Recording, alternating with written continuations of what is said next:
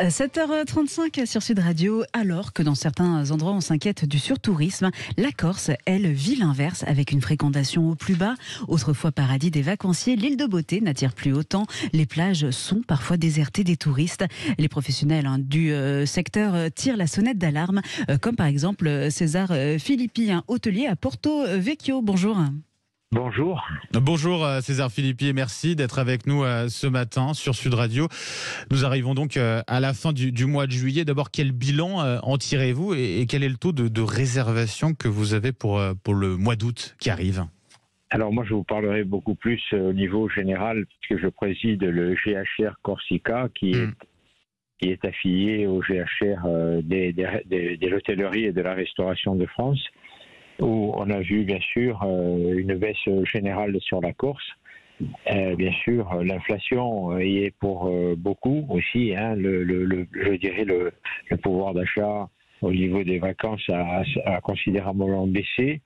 La Corse est touchée parce que bien sûr on ne peut pas y venir à pied ou à la nage. Il faut vraiment prendre avion et bateau. Avec des prix qui augmentent forcément. Voilà, les tarifs ont augmenté et puis les conditions d'exploitation des professionnels, la baisse, nous on la constate au niveau des professionnels, mais vous savez très bien que la Corse a le plus fort taux de para-hôtellerie du territoire national, de chiffres. Le tourisme professionnel du camping à l'hôtel 5 étoiles, c'est 180 000 lits. Je dirais toute l'offre para-hôtelière, Airbnb, qui n'est que la partie visible de l'iceberg, et tout le reste, ça représente quand même 600 000 lits. Donc 3 fois plus que l'offre professionnelle. Donc dès qu'il y a... C'est-à-dire, vous voulez en venir où là-dessus, César Filippi ? Dès qu'il y a une baisse qu'on ressent au niveau, bien sûr au niveau de la fréquentation de l'ensemble des passages, mais surtout au niveau des professionnels, c'est que quand il y a une situation de crise, vous avez ceux qui louent sans rien payer, sans contrôle administratif, sans taxes, sans impôts, sans rien, peuvent baisser les prix de moitié, alors qu'un professionnel qui a 50% de masse salariale à son bilan ne peut pas couper les Bien prix. sûr.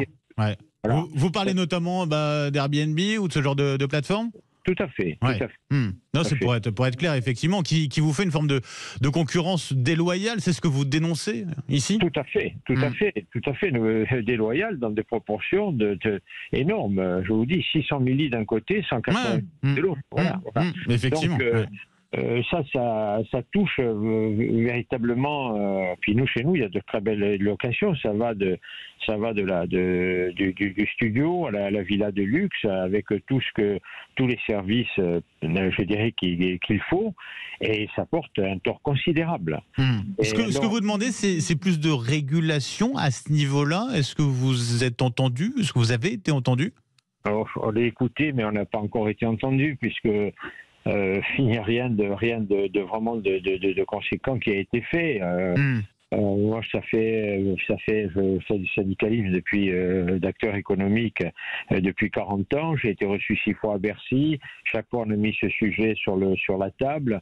Et il n'y a pas de décision. Donc, on ressent beaucoup plus fortement quand il y a un problème de fréquentation, comme on le connaît cette année. Après, justement, sur le mois d'août, le taux de réservation, là, vous êtes à combien dans les hôtels en Corse ? Il y a des hôtels qui ont pignon sur rue, qui à cette époque refusent déjà la capacité, le double de la capacité de l'hôtel, et qui là n'ont pas atteint les 50% au mois d'août. C'est incroyable, ouais. On est sur une crise sans précédent. Sans précédent. Voilà. Bon, la communication n'a pas été très bonne. Bon, je vais pas, en intervenant sur un média, je veux pas attaquer les médias, mais je dirais que ce qui a été fait, il y a une mauvaise communication de la part de l'agence du tourisme. Tous les professionnels sont levés pour la dénoncer, de dire il fallait déchirer les cartes postales parce qu'il y avait une surfréquentation sur les périodes de crête.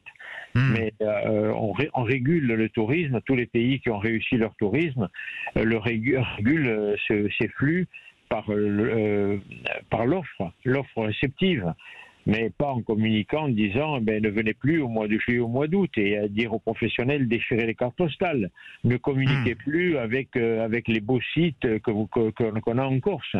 Voilà, le résultat, je ne nie pas que c'est la cause majeure, mais ça y a contribué. Et après, les termes aussi sont mal choisis, hein. De dire il y a trop de clientèle continentale, il faut se tourner vers la clientèle internationale. Oui, d'accord. Après, c'est normal que les médias font leur travail en faisant passer cela, mais ça a des conséquences quand même lourdes. Non, je ne sais pas qui vous visez, en tout cas, nous sur Sud Radio, c'est vrai qu'on fait plutôt l'inverse, parce que la Corse, pour le coup, on l'a toujours dit, c'est c'est l'île de beauté, c'est des paysages magnifiques à découvrir, forcément, bien sûr, si on a les moyens, parce que c'est ça aussi, vous le disiez, d'autant plus avec l'inflation, c'est une question qui se pose. L'autre question qui se pose aussi, c'est est-ce qu'on a, parmi les causes, est-ce qu'on recense aussi la question de la chaleur? Oui. Ça joue aussi. Vous le sentez? Vous savez, je pense que quand on part en vacances, on cherche le soleil et la chaleur. Bon, c'est vrai que là, si on est sur des pointes quand même qui ont été rares. Bon, chez nous, c'est déjà arrivé. Hein, on est quand même au milieu de la Méditerranée. Ça. C'est pas rare, quoi. Mais que ça joue à l'avance comme ça, non. Moi, je pense que le déplacement facile est moins coûteux. Vous avez votre voiture, vous allez en Bretagne, mais vous avez 3 heures de route pour venir en Corse. C'est pas pareil, quoi. Ça alourdit. Voilà. Singulièrement le budget, et puis après, ça décourage. Parce que ce qu'il faut dire, César Philippi, c'est que le tourisme, ça représente une part très importante de l'activité économique de la Corse. 39% du PIB. C'est énorme. 7% et on comprend mieux effectivement l'inquiétude qu'on peut avoir aujourd'hui en Corse.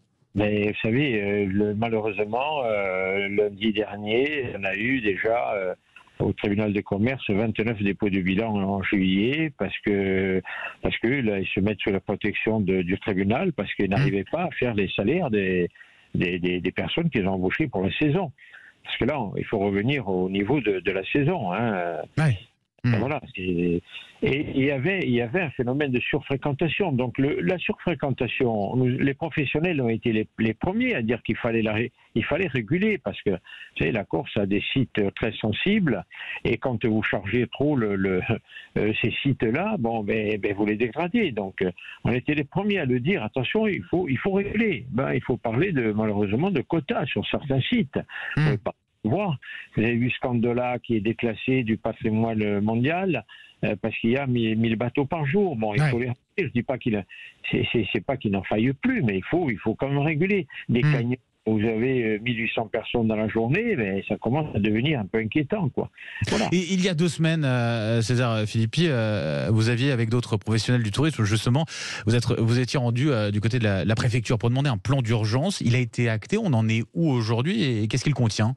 Mais on a envoyé des courriers qui contiennent la réunion ça avait été utilisé il y a quelques années d'une cellule de crise qui rassemble tous les départements de l'État et la région pour dire voilà, il y a une crise, comment on fait pour éviter l'effondrement du tissu professionnel. Donc nous, on a alerté la DRETS qui s'est chargée du ministère du redressement productif dans les régions, la préfecture, le tribunal de commerce, et on attend la réponse à nos courriers qu'on n'a pas encore eu. La collectivité, là aussi, on a déposé une demande en passant par des conseillers territoriaux pour tenir une session spéciale au mois d'août, ce qui n'a jamais été tenu parce que le mois d'août, l'Assemblée de Corse s'arrête et on aura la réponse, je pense, dans la journée. Savoir s'ils vont tenir cette session ou pas. Mais on va suivre ça en tout cas. On est très inquiet parce qu'il y a quand même des multinationales qui se bousculent au portillon de la Corse pour acheter des affaires. Qui en profitent forcément. Oui. Voilà. César Philippi, hôtelier donc à Porto Vecchio et puis président du Jachère Corsica. Merci d'avoir été avec nous ce matin sur Sud Radio. Bon courage bien sûr pour la suite. C'est moi qui vous remercie. À bientôt. À bientôt. Dans un instant, grande boucle dans le sud-ouest, cette fois-ci avec Xavier Louis, ses plus beaux détours de France. 3 départements au programme, la Haute-Garonne, le Gers et les Pyrénées-Atlantiques. Sud Radio, on se retrouve dans un instant, il est 7h45.